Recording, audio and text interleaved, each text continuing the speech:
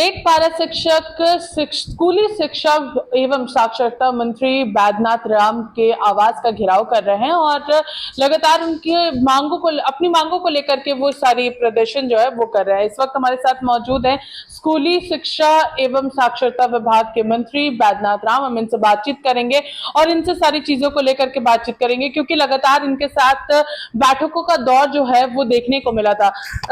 बैद्यनाथ जी, लगातार आपके साथ टेट पारा शिक्षक बैठक कर रहे हैं, बातचीत कर रहे हैं, उसके बाद फिर ये प्रदर्शन आपके आवास का घेराव कर रहे हैं, ये सभी इसकी कोई सूचना इन्होंने मुझे नहीं दी है, पहली बात।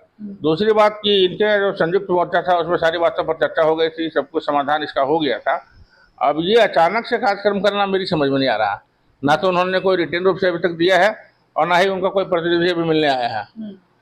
तो ये बिना सूचना के इस प्रकार कार्यक्रम करना मैं इसको उचित नहीं मानता हूँ, पहली बात।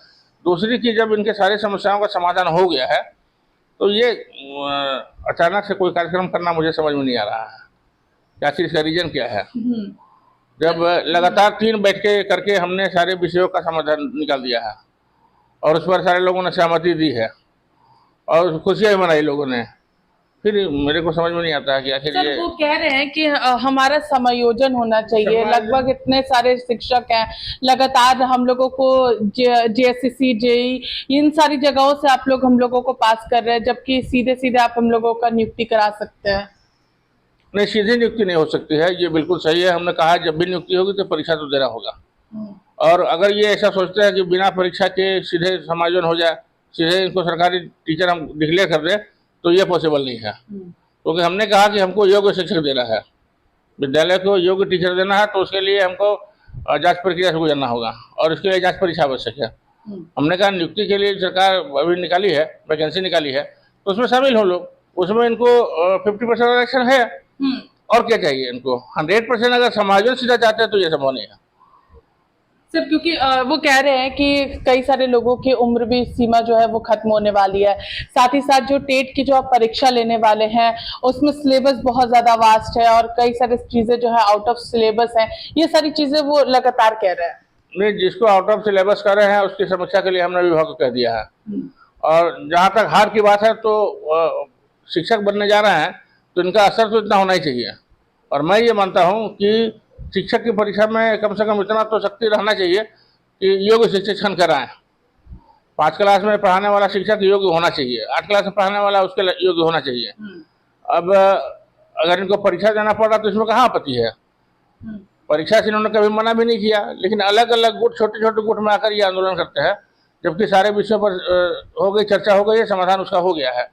सर, वो कह रहे हैं कि इससे पहले जब जगन्नाथ दाते उस समय वार्ता हुई थी और कहा गया था कि वेतनमान मिलेगा, तो वेतनमान पर तो सहमति ही नहीं बन पा रही, उनका ये कहना है। नहीं, वेतनमान मैंने मना कर दिया है, वेतनमान नहीं दिया जा सकता किसी कीमत पर, क्योंकि इनको नियुक्ति प्रक्रिया अपना कर नहीं की गई है।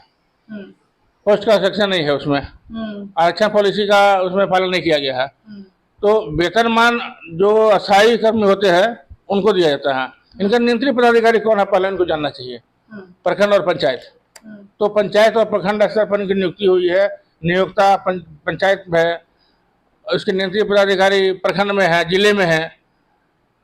तो अब वो सीधा समायोजन किस बेसिस पर चाहते हैं ये मेरे को समझ में नहीं आता है, जबकि मैंने स्पष्ट मना किया है कि चूंकि आप सीधे सरकारी कर्मी के रूप में नियुक्त नहीं है तो आपको वेतनमान किसी भी परिस्थिति में दे नहीं है। इनकी नियुक्ति प्रक्रिया अपना कर नहीं की गई है, आरक्षण रोस्टर का पालन नहीं किया गया है, पोस्ट क्रिएट नहीं किया गया है, तो इस स्थिति में इनको सरकारी वेतनमान देने का तो औचित्य नहीं है, ये इनको पॉसिबल है ही नहीं।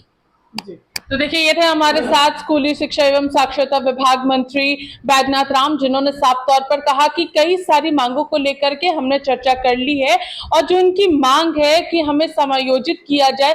आपको परीक्षा तो देनी पड़ेगी क्योंकि शिक्षक जो है वो हमें गुणवत्ता वाले चाहिए, क्योंकि बच्चों को पढ़ाना है। और साथ ही साथ दूसरी ओर इन्होंने ये भी कहा कि यहाँ पर वेतनमान जो है वो नहीं हो सकता, क्योंकि जब इनकी नियुक्ति हुई थी तो रोस्टर का पालन नहीं हुआ, कई प्रक्रिया जो है वो उसका पालन नहीं किया गया था।